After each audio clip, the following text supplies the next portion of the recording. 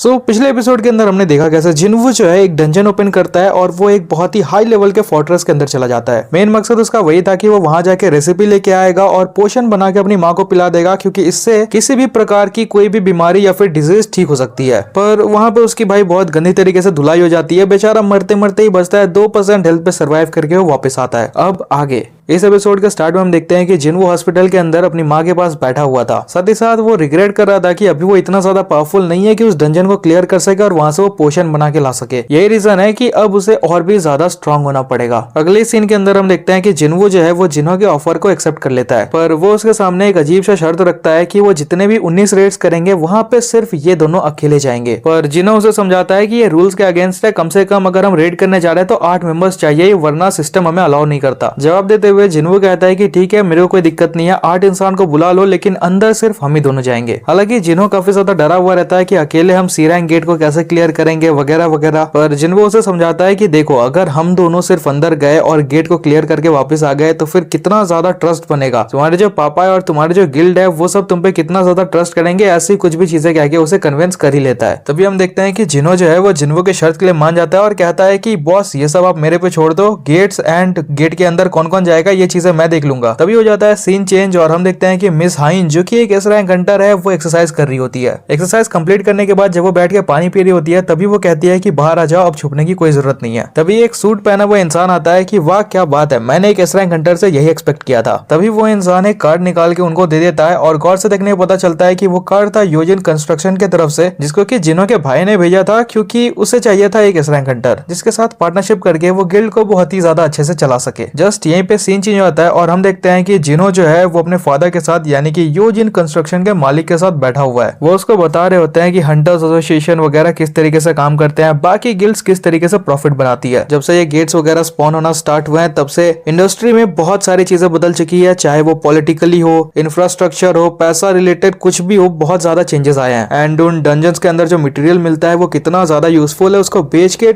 Literally guilds वगैरह कितना ज्यादा अर्न कर रहे हैं। एंड ये सारी चीजें हम बस देखते नहीं रह सकते, इसलिए हमें भी कुछ करना पड़ेगा। टोटल इनकी कंट्री में 5 गिल्ड्स है जो कि बहुत ही भयंकर लेवल पे पैसा छाप रहे हैं। एंड ये सारी चीजें ये बैठे बैठे बस देख नहीं सकते, इसलिए इनको भी एक खुद का गिल्ड बनाना है, जिसकी जिम्मेदारी उन्होंने जिन्हो एंड उसके भाई को दे रखी है। वैसे जिन्हो मनी मन सोच रहा होता है कि वो नहीं चाहता कि उसका भाई और एक एस रैंक हंटर मिलके पार्टनरशिप में इस गिल्ड को चलाए, जो कि बहुत ही ज्यादा रिस्की हो सकता है, इसलिए उसे कुछ ना कुछ तो करना ही पड़ेगा। तभी हम देखते हैं कि जिन्हो जो है वो अपने डेली मिशन को कंप्लीट कर रहा होता है। वो नोटिस करता है कि पिछली बार जब उसने सभी टास्क को डबल कंप्लीट करा था तो फिर उसे एक ऑप्शन मिला था, या तो तुम ब्लेस्ड वाला लूट बॉक्स ले लो या फिर कर्स्ड वाला। बट इस बार ऐसा कुछ भी नहीं हो रहा है, यानी कि शायद वो सिर्फ एक बार के लिए ही था। चलते चलते वो सोचता है कि फिलहाल जो है वो 26 लेवल पे है और डेली मिशंस को कंप्लीट करके यानी कि 3 पॉइंट्स को लेके उससे उसका कुछ खास लेवल अप होने वाला नहीं है, और उस चीज के लिए उसे रेड्स वगैरह में शामिल होना पड़ेगा। पिछले बार की तरह उसके पास कोई की नहीं है, जैसे उसने उस ब्लू वेनमस स्नेक को हराया था, इस बार उसके पास ऐसा कुछ नहीं है। और डंजन्स वगैरह में जाने के लिए उसके पास लेवल बहुत ही कम है। वो एक ही रैंक का हंटर है, सो उसे ज्यादा इन्विटेशंस नहीं आते। अगर आते भी हो तो वो वहां के बॉस को नहीं मार सकता सबके सामने, इसलिए उसे जिन्हो के साथ जाके सी रैंक के गेट को जो भी जितना भी जल्दी है खत्म करना पड़ेगा। इतनी देर में उसके फोन पे एक नोटिफिकेशन आता है हंटर्स एसोसिएशन की तरफ से कि उन्हें डी रैंक गेट के लिए कुछ हंटर्स की जरूरत है। और जैसा कि मैंने आपको बताया, वो ग्रुप में अगर फाइट करने जाएगा तो सबके सामने बॉस वगैरह को नहीं मार सकता है, सो इस रेड में शामिल होकर उसे ज्यादा कुछ फायदा है नहीं, इसी कारण से वो मैसेज को इग्नोर करता है। वेल आफ्टर दैट मिस्टर संग हमारे सामने आ जाते हैं, जो कि अपने स्टूडेंट्स को ट्रेन कर रहे होते हैं। एंड उनके भी फोन पे सेम नोटिफिकेशन आता है हंटर्स एसोसिएशन की तरफ से कि डी रैंक गेट है, आ जाओ। बट उस डबल डंजन की मेमोरी उन्हें हिट बैक करती है, जिसको बीते हुए काफी टाइम हो चुका था, बट स्टिल उसके बाद से उन्होंने कोई रेड वगैरह ज्वाइन नहीं करा था। साथ ही साथ फिलहाल उनके पास एक हाथ भी नहीं है, लेकिन फिर भी वो डिसाइड करते हैं कि जब तक वो जिंदा है तब तक सेवा करते रहेंगे समाज की। इस चीज के लिए वो अपने घर वालों यानी कि अपनी वाइफ को कन्विंस कर रहे होते हैं, बट डेफिनेटली वो मना कर रही होती है कि अभी जितना सब कुछ हुआ इसके बाद ये सब करने की जरूरत नहीं है, इससे अच्छा दूसरा कोई जॉब ढूंढ लो। हालांकि वो अपनी वाइफ को कन्विंस कर ही लेते हैं कि फ्यूचर में जो है उनके बच्चों के लिए उन्हें पैसे की जरूरत है। साथ ही साथ वो किसी हाई लेवल के गेट्स वगैरह के अंदर नहीं जाने वाले, वो सेफ रहेंगे। जो पिछली बार हुआ वो बस एक एक्सीडेंट था और ऐसा दोबारा कुछ नहीं होगा। ये सब सुनने के बाद उनके घर वाले भी मान ही जाते हैं। अगले सीन के अंदर हम देखते हैं 2 एस रैंक हंटर्स जो कि दोनों 2 गिल्ड के लीड लीडर भी थे वो लोग एक दूसरे पे चिल्ला रहे होते हैं कि कैसे एक दूसरे की वजह से उन्हें बेकार बेकार से इंटरव्यूज देने पड़ते हैं टीवी वगैरह पे। और तो और वो योजन कंस्ट्रक्शन के बारे में भी बात करते हैं कि ये लोग अपने गिल्ड को बनाने के लिए अपनी पूरी जान लगा दे रहे हैं। बट तभी वो चिल्लाते हुए कहता है कि ये सारी बेकार की बातें साइड में हटाओ और मेरे को ये बताओ आखिर तुमने मेरे को यहाँ पे बुलाया क्यों। यहाँ पे सीन कट हो जाता है और हम पहुंच जाते हैं जूही के पास, जहाँ पे हम देखते हैं वो अपने घर वालों से बात कर रही होती है, जहाँ पे उसकी मम्मी उसके ऊपर चिल्ला रही होती है कि वो एक हंटर क्यों बन गई, हमेशा से उसका दिल कमजोर रहा है एंड ये सब चीजों में वो कैसे पड़ गई। वो उन्हें घर बुला रहे होते हैं कि ये सारे बेकार के काम छोड़ दो, घर आ जाओ, अपना फैमिली बिजनेस संभालो। तभी जूही इनके ऊपर चिल्लाती है कि मेरे को मत सिखाइए, मेरे को पता है मेरे को क्या करना है, एंड चिल्लाते हुए फोन काट देती है। बेचारी अभी भी सदमे में है, लेकिन उसे जिन्वो की बात याद आती है कि वो भी तो एक कमजोर हंटर है और उसके साथ तो जूही से ही बुरा हुआ, लेकिन फिर भी वो मूव ऑन कैसे कर गया एंड उसे भी अब जल्द से जल्द सारी चीजें ठीक करनी होगी। और हम देखते हैं कि उसके फोन में भी नोटिफिकेशन आया हुआ रहता है हंटर्स एसोसिएशन की तरफ से उस डी रैंक डंजन को लेके। खैर दोबारा से हम आ जाते हैं व्हाइट टाइगर गिल्ड लीडर के पास, जहाँ पे कि उनसे मिलने के लिए मिस हाइन आई हुई थी और वो उन्हें बताती है कि सुबह जब वो एक्सरसाइज कर रही थी तो फिर योजन कंस्ट्रक्शन की तरफ से उनको इन्विटेशन आया कि आप उनको ज्वाइन कर लो। हालांकि वो उनको हाईएस्ट पोस्ट एंड बहुत ही सारे पैसे ऑफर कर रहे थे, फिर भी उन्होंने ऑफर को ठुकरा दिया। देन वो उनसे पूछती है कि मैंने अभी कुछ देर पहले ही मिस्टर बेग को यहाँ से जाते हुए देखा, तो फिर क्या आप मेरे को बता सकते हैं वो यहाँ पे क्यों आए थे। गिल्ड लीडर उनको बताते हैं कि वो मिस्टर बेग से जेजू आइलैंड के रिगार्डिंग बात कर रहे थे। पिछली बार जब वो लोग वहाँ पे गए थे तो फिर बहुत ही बुरी तरीके से उनकी हार हुई थी और उसके बाद से उस आइलैंड को पूरी तरीके से सीज कर दिया गया। अभी भी बोट्स वगैरह से किनारे से उसके ऊपर निगरानी रखा गया है, लेकिन जो मैसिव डिस्ट्रक्शन वहाँ पे पिछली बार हुआ था लोग अभी भी उसे भूल नहीं पाए हैं और हमें जेजू आइलैंड पर एक बार दोबारा से जाके उस चीज को पूरी तरीके से खत्म कर देना है, जिसके लिए हम सभी हंटर्स को एक साथ खड़ा होना पड़ेगा। ये सुन के मिस्टर बेग पूरी तरीके से समझ जाते हैं कि वो जो इंटरव्यू उन्होंने दिया था इस चीज से मोटिवेट होकर बहुत सारे हंटर्स उन्हें ज्वाइन करेंगे, साथ ही साथ जनता का भी सपोर्ट मिलेगा। हालांकि मिस्टर बेग के दिमाग में चल रहा होता है कि कैसे उन्होंने अपने बहुत ही अच्छे फ्रेंड को खो दिया था जेजू आइलैंड पे और इस चीज का हिसाब बराबर तो उन्हें भी करना ही है। वेल अगले दिन हम देखते हैं कि जिन्वो जो है वो हंट पे जा रहा होता है और जिना उसे रोक लेती है, ये कहते हुए कि क्या तुम आज छुट्टी के दिन भी काम करोगे और तुम बहुत ही ज्यादा बदल चुके हो। पिछली बार जब तुम किसी भी रेड पे जाते थे तो फिर हील होने में तुम्हें भाई बहुत ही ज्यादा टाइम लगता था, अभी लेकिन तुम सही सलामत घर आ जाते हो और कुछ ज्यादा ही काम कर रहे हो, लगता है ट्रेनिंग काम आ रही है। जिन्वो अपने घर से निकल जाता है और हम देखते हैं कि मिस्टर सॉन्ग भी अपने घर से निकल चुके हैं। चलते चलते मिस्टर सॉन्ग को जिन्वो दिख जाते हैं और जिन्वो भी उनको देख लेता है। काफी दिनों बाद वो लोग एक दूसरे को देख के बहुत ही ज्यादा खुश थे और मिस्टर सॉन्ग ये भी कहते हैं कि जिन्वो पहले से काफी ज्यादा बदल चुका है, उसकी हाइट वगैरह बढ़ गई है। पर वो एक चीज देख के काफी ज्यादा शॉक थे कि पिछले बार जब उन्होंने देखा तो फिर जिन्वो का एक पैर कटा हुआ था, पर अभी तो वो बिल्कुल ठीक है, लगता है किसी बड़े हंटर ने जिन्वो का इलाज किया है। हालांकि मिस्टर सॉन्ग भी अपना एक हाथ गवा चुके हैं और अगर उन्हें भी टाइम पे एक बढ़िया हीलर मिल जाता तो शायद उनका भी हाथ वापस आ जाता, बट जो हुआ सो हुआ। बात करते करते वो लोग लोकेशन में पहुंच जाते हैं और देखते हैं जूही सहित दो और पुराने हंटर्स भी वहीं पे हैं, मतलब जैसे ये कोई रीयूनियन हो। पर बाकी के दो जो हंटर्स होते हैं वो ना मिस्टर सॉन्ग से और ना जिन्वो से नजर मिला पा रहे होते हैं, और नजरें मिलाएंगे भी कैसे क्योंकि डंजन में वो उन्हें अकेला ही छोड़ के भाग गए थे। इसके अलावा जूही जिन्वो को देख के काफी ज्यादा सरप्राइज थी कि जिन्वो तो भाई पूरी तरीके से बदल चुका है, भाई का स्टाइल बदल चुका है, भाई की हाइट बढ़ चुकी है, बॉडी वगैरह बन चुका है और सबसे खास चीज भाई का जो कटा हुआ पैर था वो भी अब वापस आ चुका है। जब तक वो ये सब कुछ कह रही होती है तब तक पीछे से एक कार आके अचानक से रुक जाती है और कार के अंदर से निकलते हैं 3 क्रिमिनल्स जो कि हंटर भी थे। वो आते ही जूही के ऊपर कुछ कमेंट पास करते हैं कि तभी पीछे से एक इंसान आता है जिसे देख के वो लोग बिल्कुल ही चुप हो जाते हैं। वेल फिर जो डंजन की रिसेप्शनिस्ट होती है, शायद ये वर्ड यहाँ पे कंटेक्स्ट बैठ नहीं रहा लेकिन आप समझ जाओ, वो उन्हें बुला के कहती है कि ये 3 क्रिमिनल्स भी आपके साथ इस रेड में शामिल होंगे, कॉज यहाँ पे आज सिर्फ 5 ही हंटर्स आए थे और ये 3 क्रिमिनल्स को मिला के टोटल 8 मेंबर हो गए और ये लोग यहाँ पे मजदूरी करके अपने सजा को कम करवाने की कोशिश करेंगे। ये सुन के सभी लोग थोड़ा सा परेशान हो जाते हैं, पर वो तभी बताती है कि हंटर्स एसोसिएशन से आए हुए मैनेजर कंग भी आपके साथ ही रहेंगे और घबराइए नहीं, ये स्पेशली उन तीनों के ऊपर ध्यान रखने के लिए यहाँ पे आए हैं। वो एक बी रैंक हंटर है, सो अगर कुछ गलत होता भी है तो वो अकेले इन तीनों को निपटा सकता है। जिन्वो को कुछ ठीक नहीं लग रहा होता है और वो इसीलिए जूही को मना करता है कि जूही रेड में शामिल मत हो। और जब वो जिन्वो से पूछती है कि जिन्वो क्या तुम अंदर जा रहे हो, तो फिर वो कहता है हाँ मैं जा रहा हूँ। इसीलिए जूही भी कहती है कि फिर मैं भी चलूंगी। उन प्रिजनर्स की हथकड़ी को खोल दिया जाता है और वो किम को देखते हुए कहते हैं कि अब हमारी हथकड़ी खुल चुकी है तो अब हमें इस तरीके से घूरना बंद करो। और वो उनको धमकाते हुए कहता है कि तुम तीनों अगर यहाँ पे कुछ भी गड़बड़ हुई तो फिर पता है ना मैं तुम्हारे साथ क्या करूंगा। इसके बाद वो जिन्वो और मिस्टर सॉन्ग के पास आके कहता है कि आप लोग बिल्कुल भी घबराओ मत, इन तीनों को मैं देख लूंगा, आप लोग बस अपना काम करना। वैसे आज के रेड को लीड कौन कर रहा है? तो ये मिस्टर सॉन्ग जो है वो जिन्वो से परमिशन लेते हैं कि आज के रेड को वो लीड करना चाहेंगे और जिन्वो भी इस चीज से पूरी तरीके से अग्री करता है। और मिस्टर सॉन्ग जो है वो जिन्वो को थैंक्स कहते हैं उनके ऊपर दोबारा से भरोसा करने के लिए, क्योंकि पिछली बार जब उन्होंने टीम लीड किया था तो फिर उनके कारण 7 लोग मारे गए जाए ऐसा उनको लगता है और वहाँ से 6 लोग जिंदा आए तो सिर्फ और सिर्फ जिन्वो की वजह से, इसलिए वो बाकी सभी की तरफ से वो जिन्वो को थैंक्स कह रहे होते हैं। फिर वो बाकी के मेंबर्स से भी परमिशन लेते हैं कि क्या वो इस टीम को लीड कर सकते हैं एंड सभी इस चीज से अग्री कर जाते हैं एंड एक एक करके सभी लोग उन प्रिजनर्स के साथ उस डंजन के अंदर एंट्री ले लेते हैं। यहीं पे होता है ये एपिसोड खत्म। उम्मीद है आपको वीडियो पसंद आई होगी। वीडियो पसंद आई तो वीडियो को लाइक कर देना और चैनल को सब्सक्राइब कर लेना ताकि जैसे हम इसका नेक्स्ट पार्ट अपलोड करें आप उसे बिल्कुल भी मिस ना करो।